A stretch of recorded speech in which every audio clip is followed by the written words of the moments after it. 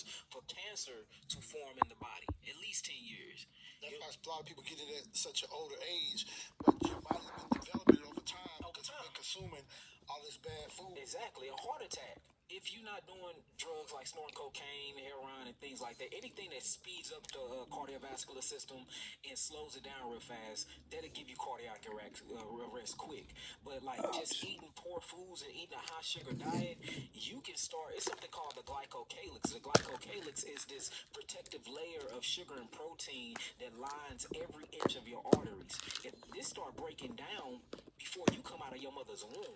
So while you in your mother's womb, depending on what she eating, this will be a mortality predictable chart on when you will have a fatal heart attack when you get older in your 30s. Everybody think it start when the baby first start eating. No, it starts in the womb when the mama is eating her food while you in the womb inside that placenta.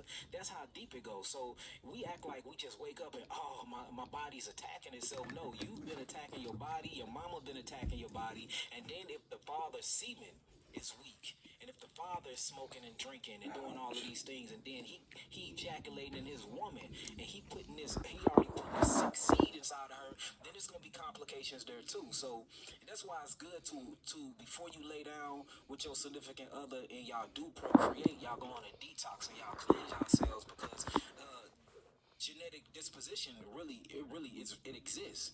You know what I'm saying? Epigenetics is a real thing. So yeah, man.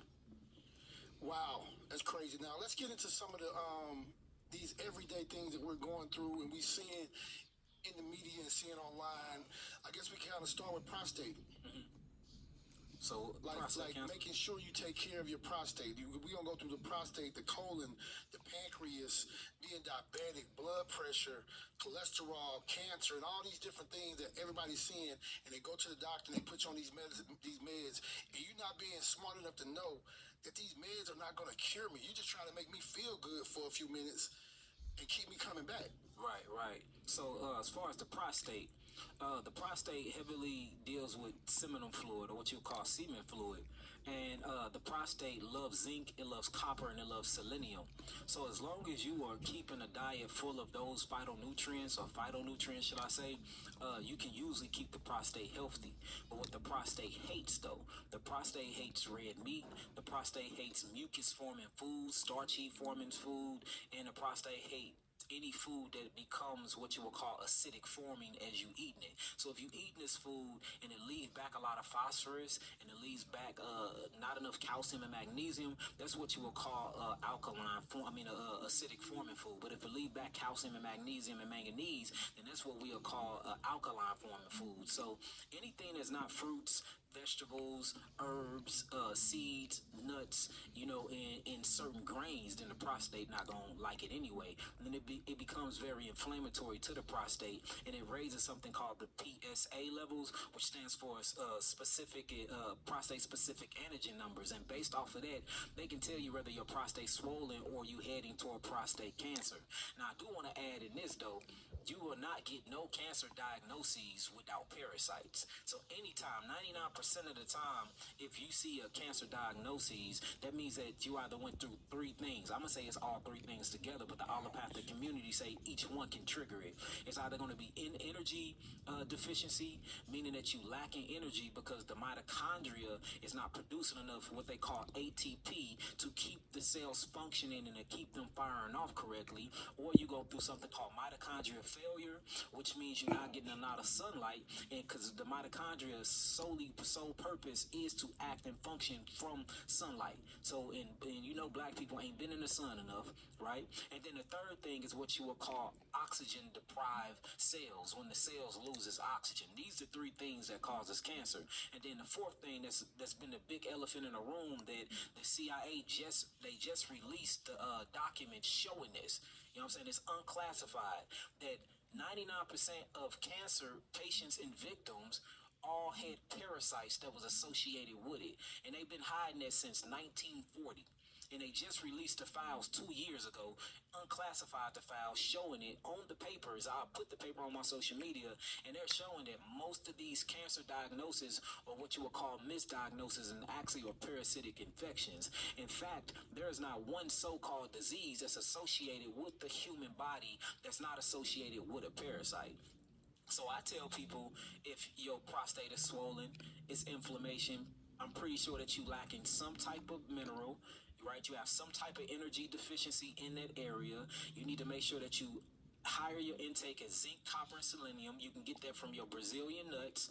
Also, another thing is 100% chocolate, real chocolate, the cacao, not that other stuff that they making up in these Not them laboratories. Snickers. Yeah, not them Snickers, Not them Twix. Hershey's. Yeah, none of that. Like real cacao. That'll really help out the prostate. And then a lot of men find it very sensitive, or they be in these homophobic boxes where they don't want to do like pelvic exercise strengthening, because how you have to bend your body and the things that you have to do. But pelvic floor exercising and literally moving your body and doing hip thrusters and things like that will help you strengthen that lower area to calm all of the inflammation down. Not only that, it'll bring a lot of blood flow to your lower extremities, and the blood is what feeds the cells of the body. So the blood is what feeds the cells of the body, all the phytonutrients, all the oxygens, all the amino acids, proteins, minerals, whatever that the body needs. Whatever the cells need, the blood flow feeds it to it. It's like a delivery system. It's like the mailman. Then you have what you will call the nervous system, which is the command center. That's what communicates and tells the cells of the body what to do. Then last but not least, you have the most important vital system to me for cleansing is the lymphatic system. If the lymphatic system is not moving, and the lymphatic system is the sewage system of the body. It goes through and it collects and it picks up all the trash, all the metabolic waste, and it takes it through these highways called lymph vessels. Then they end up in something called lymph nodes. The lymph nodes then further break this trash down, and then you wake up in the rising and you urinate it out. So if the lymphatic system is stagnated, then there is no cleansing because you're too congested.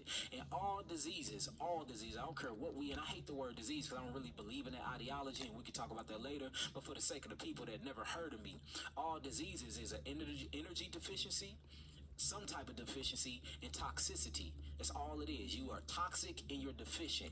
Do these two things together create something called adaptation, because the body have to adapt to survive.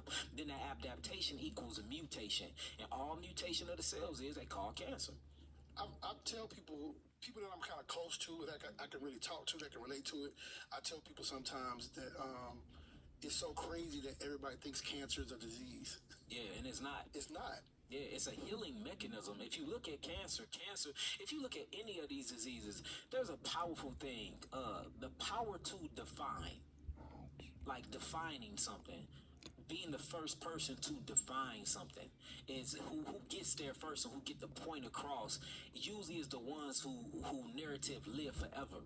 We have a people in a culture that beat us to the power of defining ourselves, who we are as a people. We're defined as black. And black, you believe it. right? Black is the color of a crown. We define as African Americans. That's two continents. You cannot be two continents, right?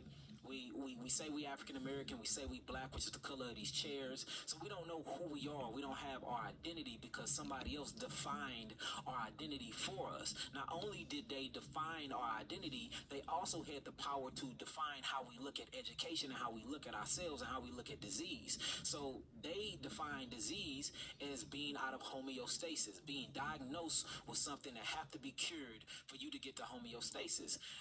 We, as a holistic Aboriginal people of America, we define disease as the body is at dis-ease, meaning energy cannot easily flow throughout the meridian pathways, throughout the blood and the circulatory system to keep you at balance and to keep you at peace. So based off of the definition, you already get this neurocognition